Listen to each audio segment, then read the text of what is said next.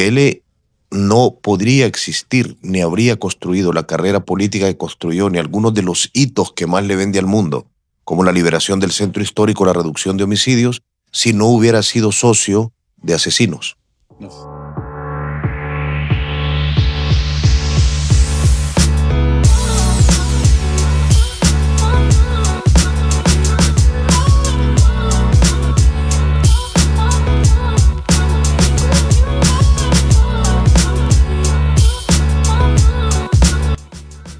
Bienvenidos y bienvenidas a otra sesión más de Letra Criminal, hoy día con un invitado internacional desde librería Ulises Lastarria. Estamos con Óscar, el periodista y escritor Óscar Martínez.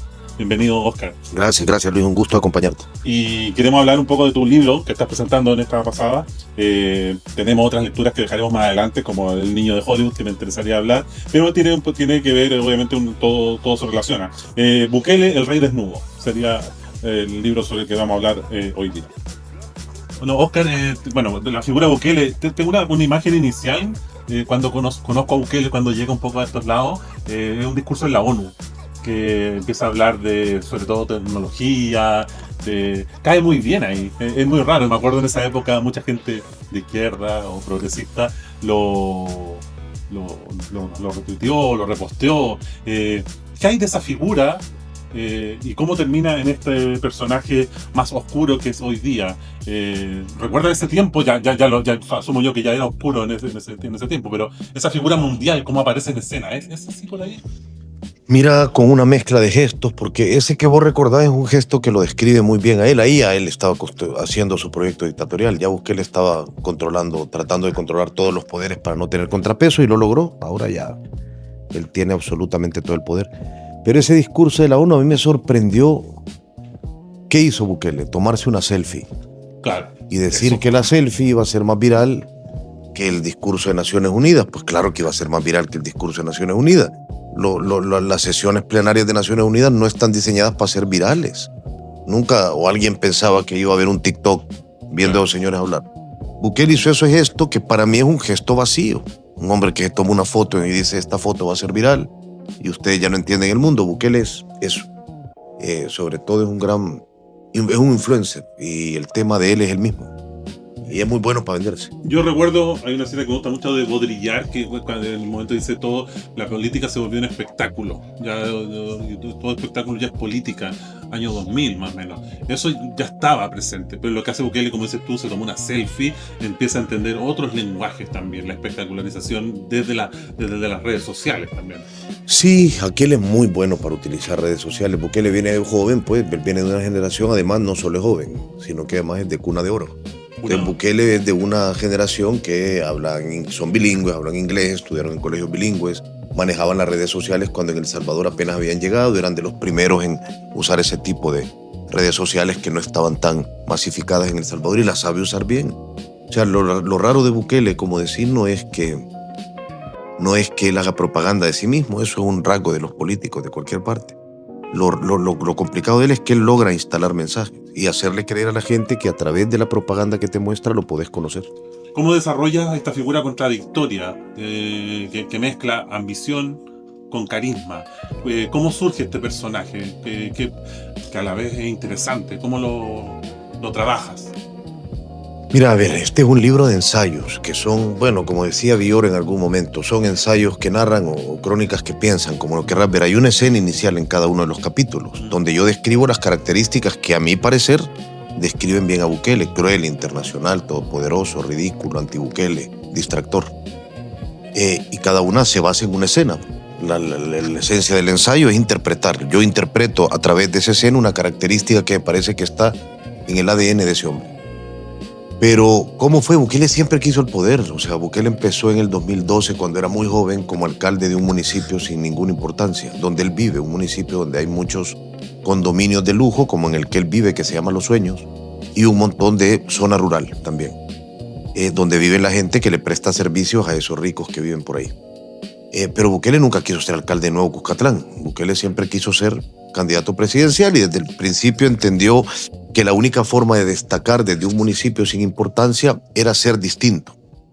Bukele siendo alcalde, que ser alcalde de El Salvador, de un municipio pequeño, como entenderás, es muy miserable, pues no es gran cosa ser alcalde de un municipio. Es una responsabilidad importante, pero no es que eso sea una lanzadera política grande. Bukele ya aparecía con unas maneras distintas. Esto puede parecer muy poco, pero aparecía con zapatos extralustrados, súper de punta, con calcetines de colores rosa, azul, morado, diciendo discursos que no solían decir los otros políticos, haciendo chistes en las entrevistas. Es decir, alguien que siempre se comunicó de una manera diferente. Siempre se citó, supo que la única forma de que lo vieran era destacar. Y era alguien además que daba muchas entrevistas. Para ser un alcalde de un municipio que no importaba, salía todas las semanas en la televisión. Y así es como logra llegar alcalde de la capital.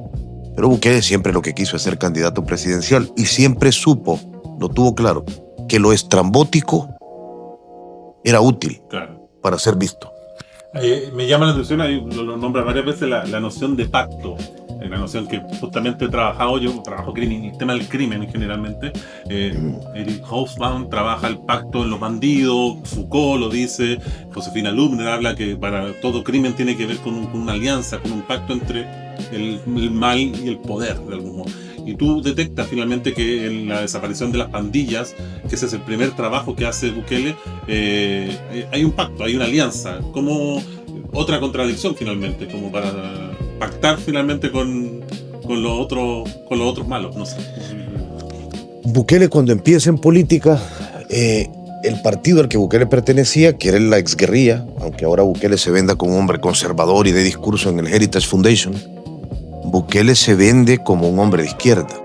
Y en aquel momento, Bukele era alcalde de un partido, el FMLN, que hizo el primer pacto descubierto por nosotros en El Faro, y el primer pacto que se supo públicamente con las pandillas. Era un pacto que finalmente terminó siendo bastante público. Incluso José Miguel Insulza, el chileno, llegó a bendecir el pacto a El Salvador. Entonces Bukele empieza a hacer política entendiendo que para ganarle a las pandillas tenías que pactar con ellas, que para reducir los homicidios la única forma era hacer un pacto mafioso. Pero ese pacto, que en un primer momento era de vidas a cambio de beneficios carcelarios, maten menos, te doy beneficios carcelarios, como que te pueda visitar tu familia, se deterioró cuando se metieron los partidos políticos en las elecciones, porque los partidos políticos pidieron votos y ofrecieron dinero, y entonces ya eso era un pacto mafioso a todas luces. Y Bukele mamó de ese segundo pacto, y él lo sostuvo. Es decir, esto, yo lo repito, no es... O sea, quien quiera saber que Bukele pactó con las pandillas tiene harta información, no solo del Faro, del Washington Post, de ProPublica, del New York Times, sino también de Frontline, o tiene también información de los indictments que ha hecho la Corte Este de Nueva York contra 27 líderes pandilleros, donde se menciona el pacto, o las sanciones que le impuso el gobierno de Biden a los funcionarios de Bukele que dirigieron ese pacto. Bukele no podría existir, ni habría construido la carrera política que construyó, ni algunos de los hitos que más le vende al mundo, como la liberación del centro histórico, la reducción de homicidios, si no hubiera sido socio de asesinos. No. Oye,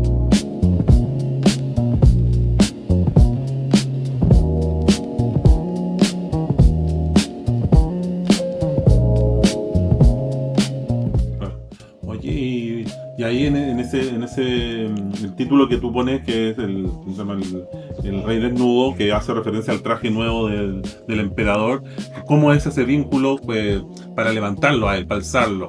Por un lado, la masa, sus votantes, hay una devoción también por él, y también su entorno, finalmente. ¿Cómo trabaja ese?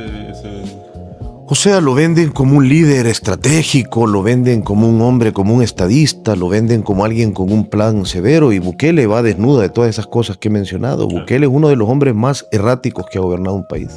Te pongo un ejemplo de cómo Bukele se suele mover en las antípodas. Bukele, su primer proyecto de salvación económica era el Bitcoin. Claro. Una moneda que a los salvadoreños nos suena a una fruta que no conocemos.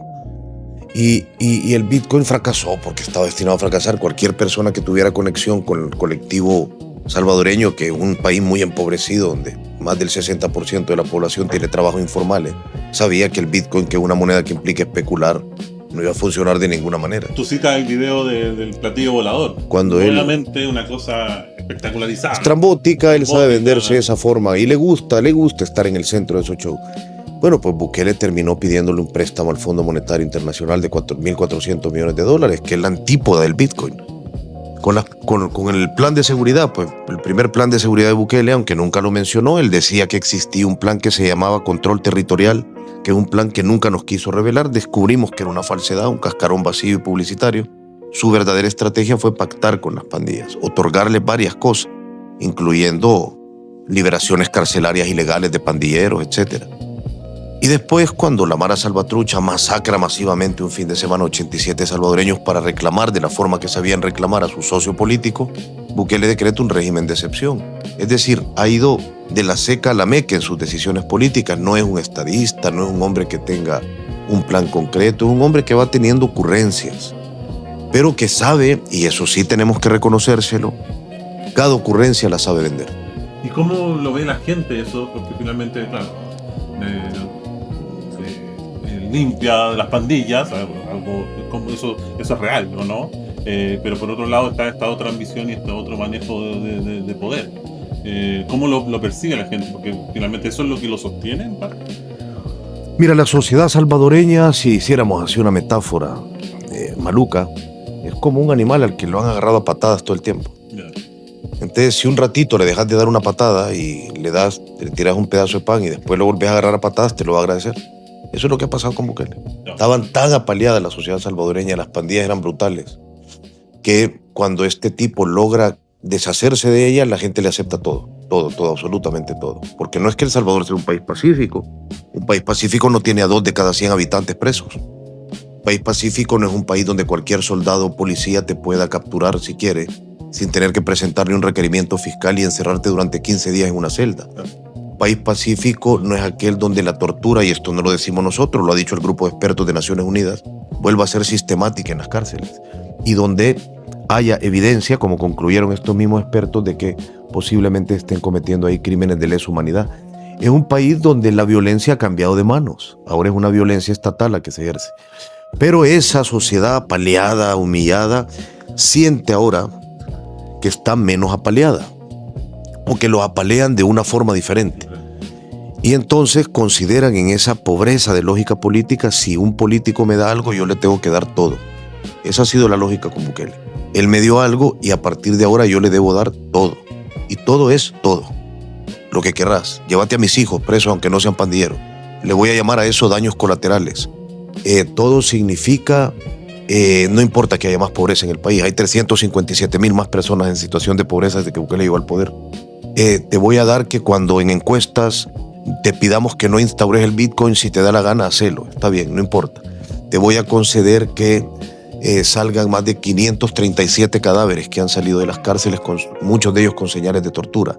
Te voy a conceder que ya no haya debido proceso ni que haya separación de poderes. Todo, porque me diste algo. Pues sí, a alguien que lo han agarrado a patadas durante años, como te digo, cuando le tiran un pedazo de pan, está dispuesto a llamarle amo al que se lo tiró.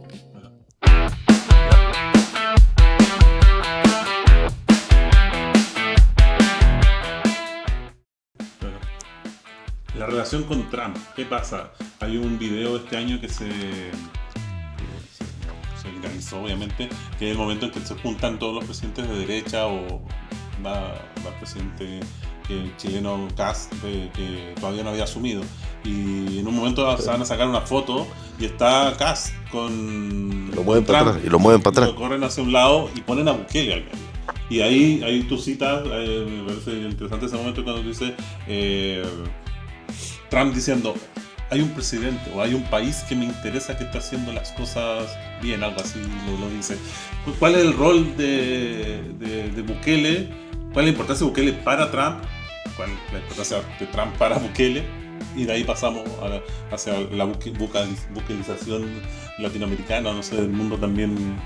Mira, si Kast quiere estar en primera línea en la foto, tiene que hacer más monerías. Ahorita no ha hecho suficientes. Bukele ya hizo un montón. Entonces, que se ponga, que se aplique, pues. Bukele hay que también reconocerlo, yo lo digo en el libro en un capítulo, al único que le bajó la cabeza en un momento es a Trump. Cuando claro. Trump en la última, Bukele ya era presidente y Bukele había sido muy socio de Trump, llegó al poder cuando Trump estaba en su primer periodo y fue un idilio. Cuando para esta última elección estaba la convención republicana, Trump ahí dice un presidente, por ahí estoy parafraseando, que él ha salvado de las pandillas, pero lo que está haciendo es mandarnos a todos los pandilleros. Era mentira eso, que dijo Trump. Pero le tira a Bukele, y Bukele agacha la cabeza y solo puso un tuit que decía taking the high road, que es como decir en un plano más alto. Pero con los otros presidentes, con Petro, con Boric, se agarró a manotazos en tuit. Pero con este no, él sabe medir. O sea, Bukele sabe quién es el matón mayor y sabe que no es él. Y ahí agacha la cabeza. Ahora, está súper cómodo con Trump. De hecho, ha hecho una cosa muy rara para alguien que se quiera perpetuar en el poder. Él ya modificó todo el sistema electoral para que las matemáticas le den. El hombre se religió inconstitucionalmente en 2024. Tenía que dejar el poder en 2029. Tenía que dejarlo antes, pero bueno, en 2029, en este mandato inconstitucional. Y el hombre hace poco adelantó las elecciones. Dijo que mejor las iba a adelantar para el 2027, porque él hace lo que le da la gana. Y que iba a emplear el periodo presidencial, o sea, 6 años. Las adelantó a 2027 porque quiere que Trump esté en el poder. Trump sale, bueno, si es que sale, en 2028. Si es que no le agarra ideas a Bukele. Quiere estar ahí, quiere que Trump esté cuando él se reelija, para que no le pase lo que le pasó con los demócratas, que suelen ser muy pusilánimes también, que le sancionaron a su gobierno, incluso a la embajadora, la primera embajadora en tiempos de Biden, la jefa de la embajada, porque no era embajadora, era la encargada de negocios, se fue del país comparando a Bukele con Hugo Chávez y diciendo es imposible dialogar con este hombre. Entonces Bukele está bien cómodo con Trump, porque sí, a Trump le parece útil, porque le prestó la cárcel cuando se la pidió para mandar a esos venezolanos, que era un show dentro de la estrategia de espantar migrantes de Trump, porque era un mensaje muy jodido. Si vos sos un migrante indocumentado y yo te agarro, puede ser que termines en esa cárcel de este hombre. Ese es un mensaje que yo vengo hace poco de hacer una cobertura de los estragos de ICE en Luisiana, en concreto en Nueva Orleans, porque encontramos ahí a una personaje maravillosa y todo el mundo consumió ese mensaje. Todo el mundo supo, no, es que yo puedo acabar en el Secote, en la megacárcel de Bukele. Todo el mundo se lo creyó. Bukele le prestó la cárcel a Trump para hacer su show. Entonces Trump le va a devolver cosas. Ahora mismo estoy escribiendo un capítulo más que si esto se reimprime lo va a tener, que Bukele trumpista. Y hay una escena muy elocuente. Cuando lo recibe en la Casa Blanca, fue creo de los primeros presidentes, o el primer presidente latinoamericano que recibió. La conferencia que dan juntos, al lado, no juntos, dura 46 minutos. Trump dejó hablar a Bukele 3 minutos. Y de los 3 minutos que lo dejó hablar, 2 minuto y medio era cosas ridículas que Trump le preguntó y lo hizo responder. Por lo demás, Bukele fue un obediente espectador de lo que decía el matón mayor, sentadito en primera fila, viendo al rubio presidente decir lo que le daba la gana. Es decir, la relación de ellos es una relación donde hay jerarquías. Evidentemente El Salvador es un país minúsculo y Bukele entiende esas jerarquías y sabe que Trump es su aliado. Ahora la pregunta es, ¿qué va a pasar cuando ese salga? Si los demócratas de verdad, porque hay muchos demócratas a los que Bukele se ha burlado, jueces federales de los que se ha burlado. El juez federal que cuando el avión de los venezolanos ya había despegado, prohibió a Trump enviar ese vuelo con venezolanos, Bukele solo puso un tuit que decía, upsi, too late. Y una carita sonriente. Es un tipo que le encanta el show. ¿Por qué?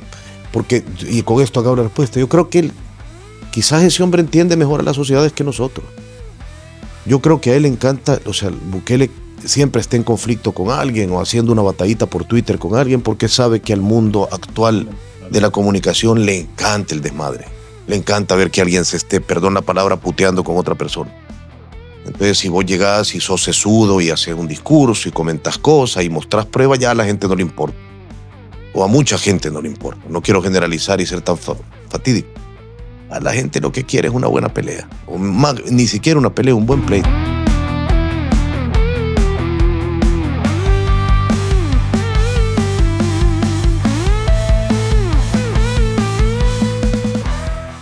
¿Y tú crees que se está vendiendo, se propagando, como lo queramos decir, un modelo de Bukele en las derechas latinoamericanas? Digo, Chile,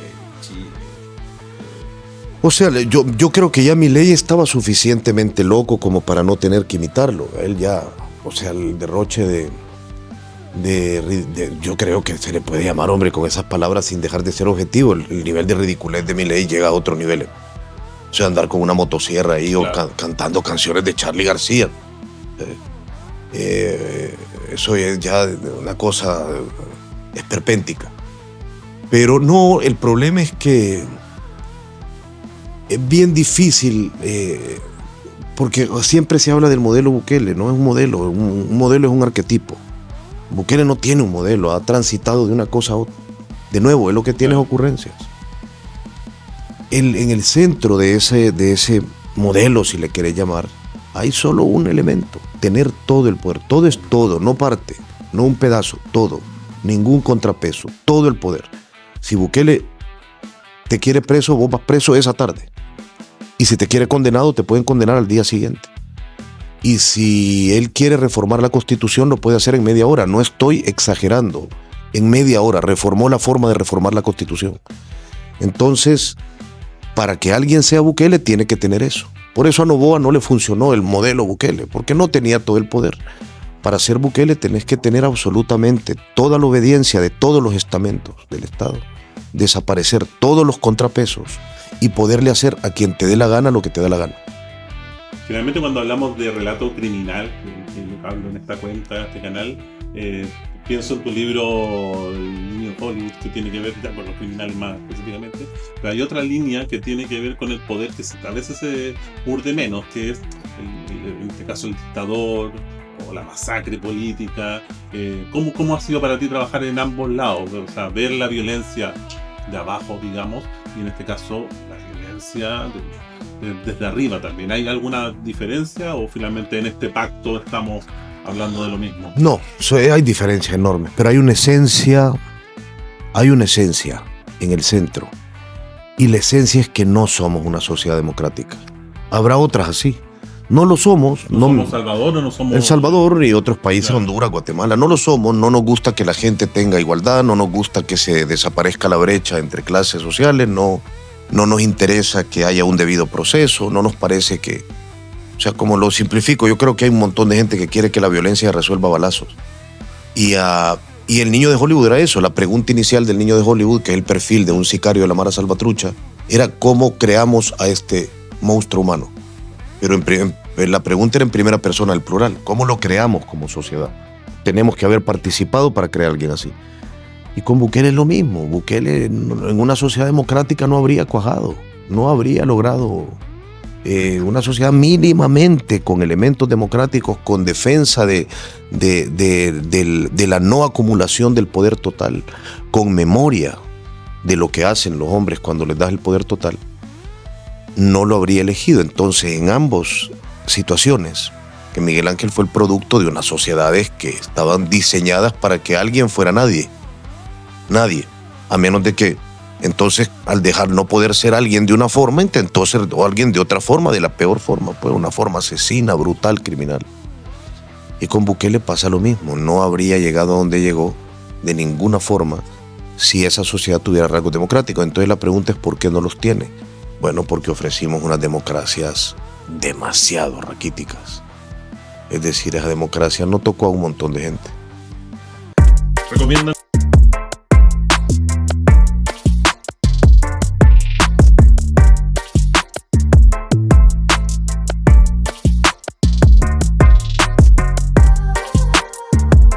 Recomiéndanos un poquito el libro. ¿Qué tiene? ¿Con qué nos vamos a encontrar? Mira, si yo me tuviera que quedar con algo, vaya, en primer lugar, es un libro corto, se lee rápido. Es un libro que yo intenté que fuera entretenido. No son ensayos donde yo me pongo a contar y elucubrar. Cuento una escena, la desarrollo y voy contando características que creo que les van a sorprender de un hombre que un montón de gente cree conocer. Que no lo conocen, pues le han visto un pedacito en redes sociales. Pero en segundo lugar, y yo me animé a algo que casi no es muy propio de mi forma de ser, no el no hacer humor, pero me animé a ser sarcástico. Y eso nunca lo había hecho, creo yo, porque no es una de mis... Quizás sí es una de mis naturalezas como persona si me sentás en la mesa de un bar, pero no como escritor. No, sí, siempre he sido muy severo. En este libro es sarcástico, y si yo logro que, aparte de entenderlo mejor, se rían un poco de este señor al que le molesta tanto ese tipo de actitudes, que te rías de él, que te parece, pero es que si vos bajas de un ovni para presentar una ciudad que no existe y le llamás Alejandría, pones bien fácil que alguien se ría de vos. Si de repente, pues sí, vos te pones esa levita, ¿te acordás? Esa con la que salió, que es un traje espantoso. Yo, imagínate esto, si un amigo tuyo llegara vestido así, ¿qué le dirías? O sea, hombre, yo fuera un regalo para todos nosotros, ¿no? Nosotros fuera media hora al menos de los comentarios más creativos en esa mesa. O sea, pero eso, entonces yo espero que se rían un poco. Hay un libro de Andrés Barba que es La risa caníbal, que dice que, bueno, la risa devora. Entonces, hay risa que a veces es complaciente, pero hay otra risa que intenta incomodar, y me parece que ahí, por ahí iría un poco la línea también de Sí. esto. La risa también puede ser crítica. Sí, entonces eso, tiene una actitud sarcástica, porque creo que tenía que tenerla, pero evidentemente hay un montón de partes severas. En ese libro hay tortura, hay desaparición, hay muerte, hay prisión clandestina, hay cárcel política, hay exilio, hay todas esas palabras que pensábamos que habíamos dejado en los años 80. Pero también hay eso, también hay sarcasmo. En gran medida yo acepté o quise escribir el libro para escribir el capítulo Bukele ridículo. Solo para cerrar, no eres profeta, pero simplemente me imagino también una idea. ¿Qué piensas tú con esta idea de esta derechización? Trump, Cono Sur, Bukele, ¿están sentadas las bases como para que esto perdure un rato más? Yo creo que sí, un rato más, hasta que la gente se vuelva a acordar de una cosa, porque eso cuando no nos lo ha recordado el mundo. No estoy diciendo con esto, haciendo una defensa ultranza de los partidos concretamente de izquierda, que tienen que hacer una revisión profunda de cómo han cometido todo ese error. Pero se van a acordar de eso. Todos estos animales naturales de la derecha no van a por ustedes, no les interesan ustedes, no quieren que ustedes vivan en mejores barrios. Tienen un modelo mercantilista y empresarial y lo van a volver a demostrar. No están aquí para reducir la brecha, están aquí para sostener la brecha. Y eso es así, no lo digo ideológicamente, de un punto. Yo creo que si hace una revisión de todos los procesos de derecha que han ocurrido en Latinoamérica, cuál hizo unos cambios, cuál redistribuyó la riqueza, cuál cerró la brecha, cuál hizo que se centró en que la educación y los servicios públicos y la salud pública fueran mucho mejores. ¿Quién logró eso? No están aquí para eso y se los van a volver a recordar. Entonces, simbólicamente, yo creo que ahora mismo estamos en un bucle que América Latina ha vivido varias veces de derechización extrema, muy, muy raro, porque vienen todos estos personajes, todos estrambóticos, como Del Espriella o Milei o Keiko Fujimori o Bukele, que son completamente exóticos y que son más, están haciendo musarañas todo el tiempo como para distraernos del fondo de lo que son, del tuétano de lo que son. Pero yo creo que eso, pues sí, va a terminar pasando cuando la gente se termine hartando, va a ser un periodo, pero yo creo que ese periodo es hijo de la frustración. Entonces hay que preguntarnos de qué se frustró la gente. ¿Por qué en países empobrecidos como los nuestros la gente pensó que El Salvador tiene niveles de pobreza más grandes que Chile, pero Chile también? ¿Por qué la gente pensó que personas que nacieron en cuna de oro, que son de familias empresarias, que se han aprovechado, como Bukele y Cast, por ejemplo, que han aprovechado las condiciones de un país, ¿por qué piensan que una de esas personas ahora sí va a venir a ayudarles? ¿Cuál es la lógica que les hace pensar eso? Bueno, la decepción de los otros. Bukele y esta gente son hijos de la decepción por los demás. Y cada movimiento progresista, cada movimiento que se diga de izquierda y cada movimiento democrático hoy tiene que preguntarse qué tan mal lo hicimos. Porque si no hay autocrítica, lo demás es solo sentarte ahí a predicar sin el ejemplo. Querido Oscar, te quiero agradecer por esta conversación que nos diste, este tiempo que te da, esta agenda copada que tienes. Y bueno, invito también a los lectores de esta cuenta a leer Bukele, el Rey Desnudo. Un libro muy entretenido, muy interesante. Como dices tú, se lee rápido, pero es espeso. Así que... Muchas gracias, un gustazo. Ya. Nos vemos en la próxima sesión de La Tertulia.